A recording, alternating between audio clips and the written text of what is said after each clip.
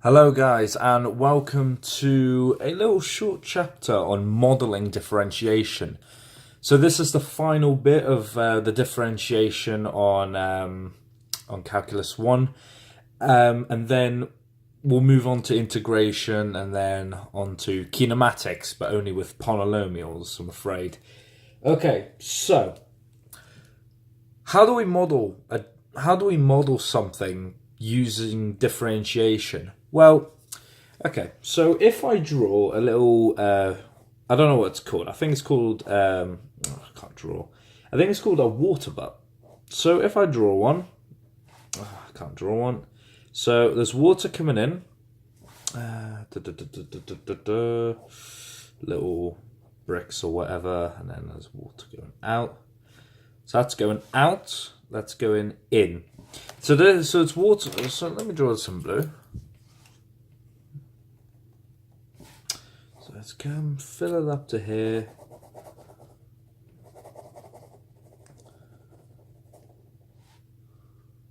So water's going out and the water's coming in. So what we're doing here, since the water is coming in, the rate of change of volume is constantly changing over time. So if V equals the volume in water and the time that it takes, the T represents basically the change in volume in seconds. So T is just equal to seconds. So what we have here is that the volume is a function of time. What we mean by this is that as you increase the volume with respect to time, the volume will either decrease or decrease with respect to time, if that makes any sense at all. So then what we do, if you use the differential equation dV by dt, where V is the volume, T is time in seconds, we can say that the rate of change, this equation represents the rate of change of volume with respect to time. Okay? So what we have here, this doesn't have to be for volume, it can be for area as well. So the rate of change for area with respect to time, it just depends. So the more water that you add, the volume will increase with respect to time. That's how it always usually is. So to find if you're working out the volume, you have to consider the surface area as well. And if you're finding out the area, you have to work with the perimeter. Okay? So I'm just going to show it in just a couple of examples. Okay, so if we have a sphere S that has a volume V. Okay. The volume of a sphere is equal to 4/3 pi r cubed. I hope you already know that. So, and one of the questions that I have is, given that the volume V in centimeters cubed of an expanding sphere is related to its radius r. Okay? By the formula V equals 4 pi r cubed, find the rate of change of volume with respect to the radius at the instant when the radius is 5. Okay, so we have to find the rate of change of volume when the radius is 5. So we've got to find out how much it's changing with respect to the radius. Okay, so if we differentiate, we will get So if we do dv by dr, so differentiating the volume with respect to the radius. We're not differentiating pi because this 4 over 3 pi is a constant. So what we do, bring down the power, and subtract the power by 1. So we end up getting 4 pi r squared. And here's something a little bit surprising as well. 4 pi r squared is the surface area of the sphere. So what we're saying here is that the surface area is changing as well. The differential of volume is a surface area. Funny that. So what we do at the instant, so it says find the rate of change of volume with respect to the radius at the instant when the radius is 5. So all we have to do is substitute 5 in once we found the rate of change of the volume, sorry. So we can say that the rate of change of volume with respect to the radius is 4 pi 5 squared, which is equal to about 100, which is equal to 100 pi, which is approximate to 314 centimeters cubed. Okay? That is the rate of change of volume at the instant where the radius is 5. Okay? And that's literally sorry about that, how it works. So I'm just going to move on to a proper exam type question. They usually I think this is crucial. This is absolutely crucial.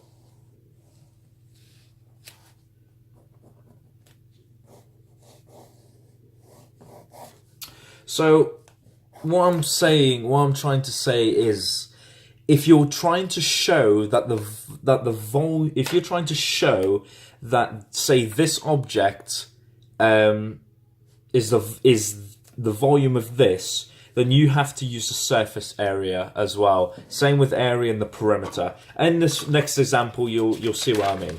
Okay, so if I write down the example, I'm not going to bother pausing or anything.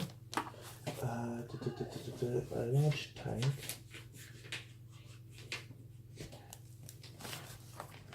So example. So a large tank in the shape of a cuboid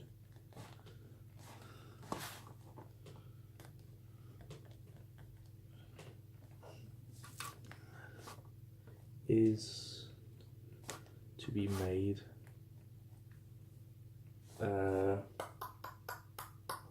from 54 meters cubed, squared, of metal sheet. The tank as a whole. The tank has a horizontal base.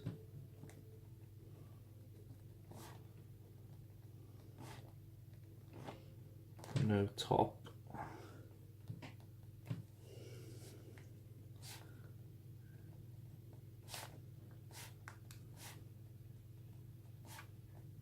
Height of the tank is X meters. Two opposite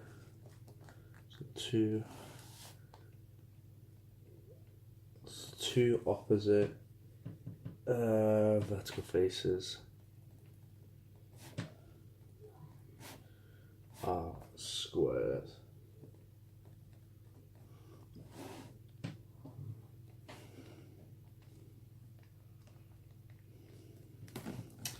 So part A says that show that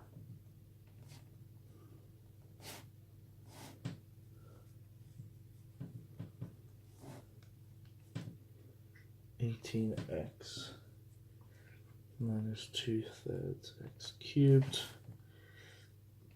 B given x can vary.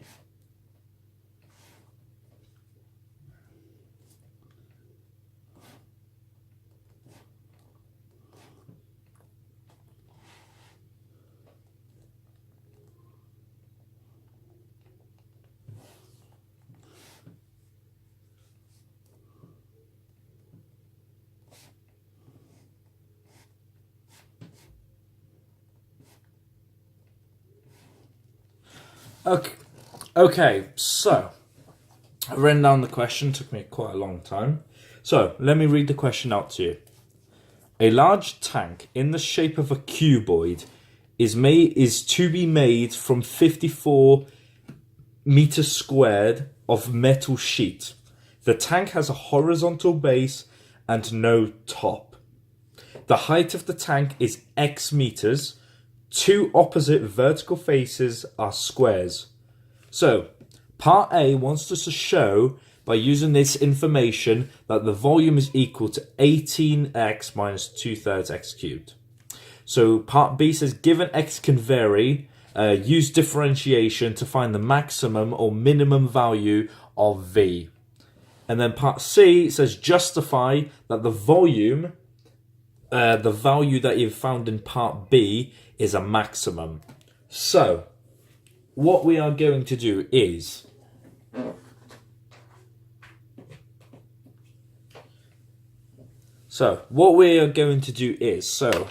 going to use blue pen this time, just so you know. Okay, so I'm just going to should I do blue pen? Yeah, why not? Okay, so part A, I suggest drawing this cuboid out. So, if I can draw one, that is. I can't. I'm sorry, I'm so bad at drawing. Well, it's not that bad, actually. Okay, so, where's my red pen? So, back to my red pen. So, we're given that the height of the tank is X meters. So, the height is X. So now, what we are going to do is that we're going to let the length of the tank called Y. So I'm going to switch to my green pen. So we're going to introduce a third parameter, which we're going to call Y. The Y is length. Oh, geez, my handwriting is so bad. Okay, so what we are going to do is we're going to consider the total surface area of the cuboid. So, this has no top, so that won't matter. So that has no top. This is very important when it comes to showing the volume. So, no top. Okay, so the surface area we're just going to label as SA. So the surface area is so we have two opposite ends. So we can say that 2x squared. Actually, let's do this and let's do this properly, sorry. So we have x, so we have xx, so we have x squared plus x squared. These are the two, this is the area, x squared is the area of this. Of the vertical square faces, okay? And so we have three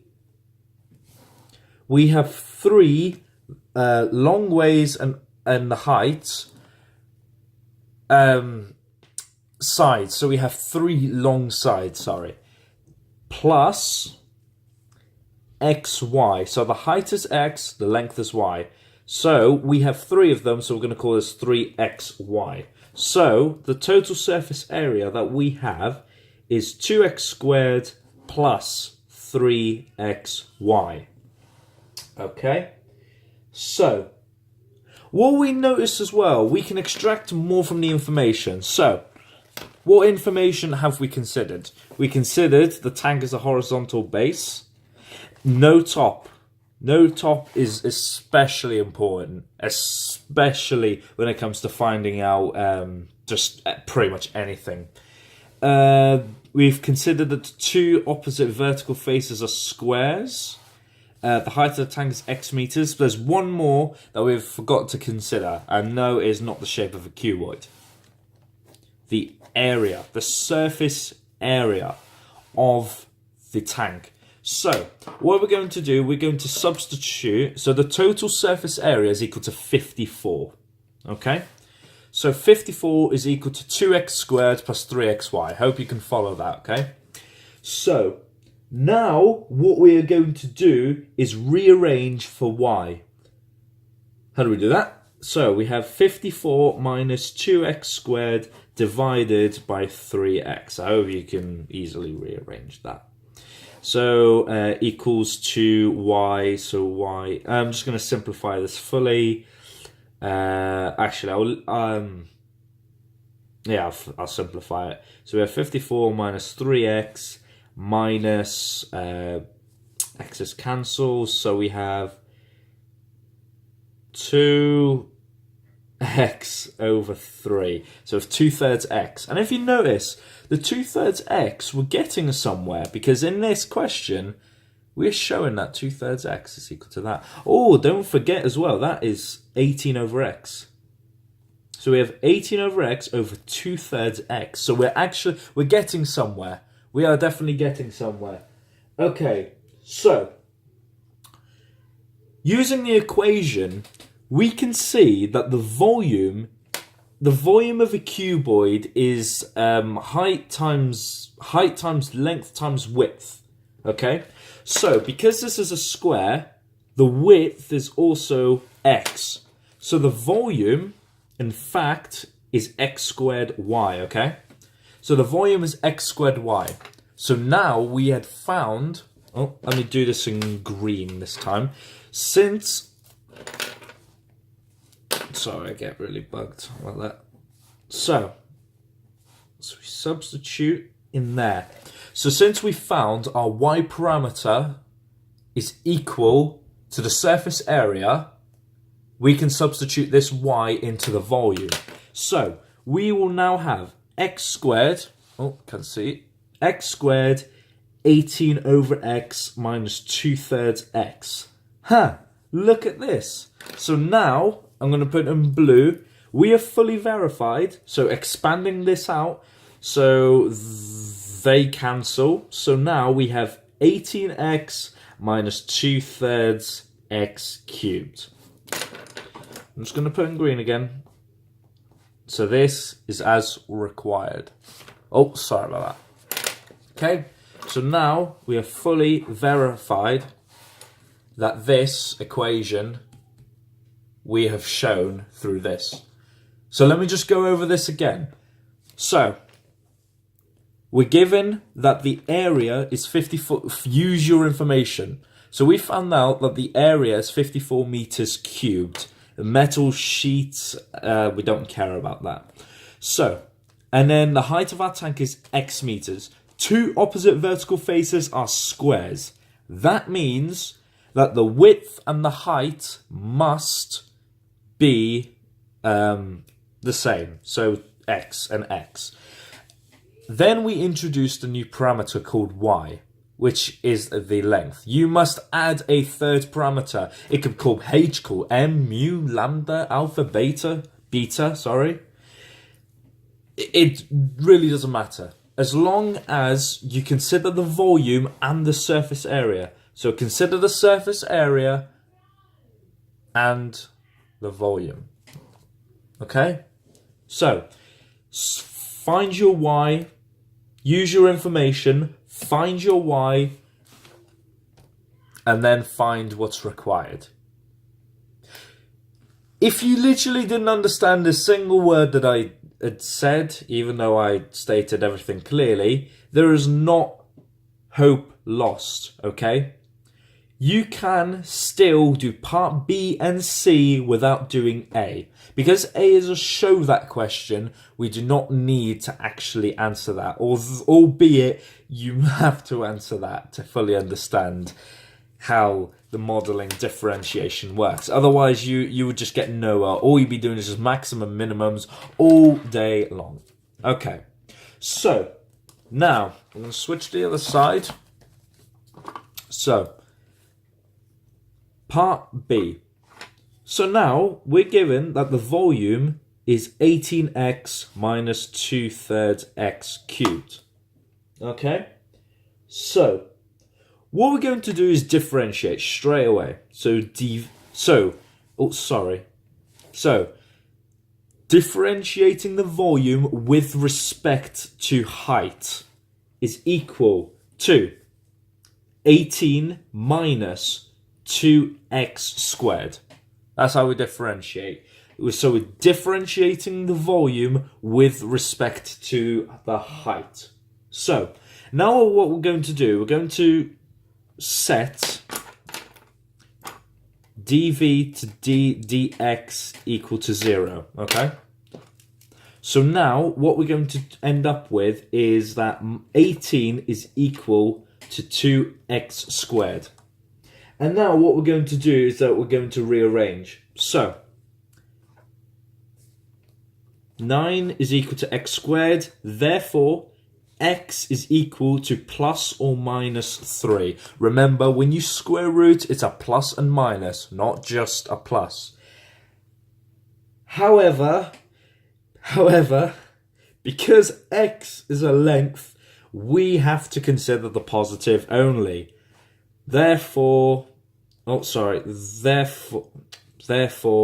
x is equal to 3, as you can't have a negative length unless you consider displacement, which is not what we're considering.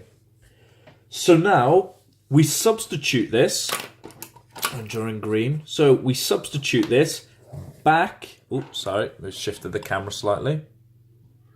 So now what we've Okay, so now what we've done, we have found the gradient, technically, and now we substitute it back into the original volume equation, so to get the maximum volume. So when we substitute 3 in, we get the volume as 18.3 minus 2/3 3 cubed. So this is 54 minus 27, no.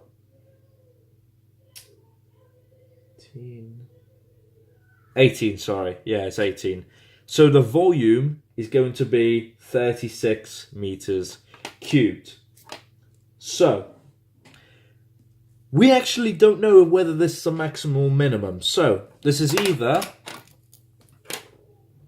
a max or minimum. We actually don't know.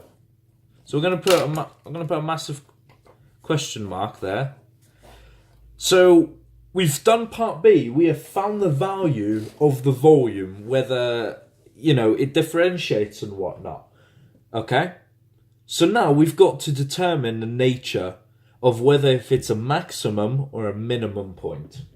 So, maximum or minimum value of the volume. So now we move swiftly on to part C. So what we have, since we differentiated, we're going to differentiate again, believe it or not. So we're going to say that d2v over dx squared is equal, so bring down the power a little once more, so we end up with minus 4x. Easy as that. So this is the gradient that we had just found. This is especially useful. And if you have done the exercises on the last differentiation lesson, you will recognize that you also, to determine the stationary point of a value of the given gradient that you have just put while setting dv to dx or dy to dx equals 0 into this equation. So now what we're going to put is minus 4,3, which is equal to minus 12. And since this is less than 0, it is a maximum. I'm putting blue here. So this is a maximum point. Remember, kids. Okay? And that is my job done. So this is negative. This is less than 0. And that is literally modelling differentiation in this chapter. That's all it is. Okay? So, I'm going to run this through just one more time before you just go off. So, usually every modelling differentiation question will start with show that the volume or the area is equal to this. So with volume, what we've done here is that we've considered the surface area and the volume. If you have to find the area instead of the volume, you have to consider the area and the perimeter. The perimeter is especially important when considering area. So it's exactly the same process over and over and over and over and over and over and over and over and over again. If you can find yourself a book, actually, you know what? Spun that. If you do let me start from here. Okay, so pause right now and screenshot the questions. Okay, if you want to do some harder stuff, pause now and screenshot the stuff. Okay, brilliant.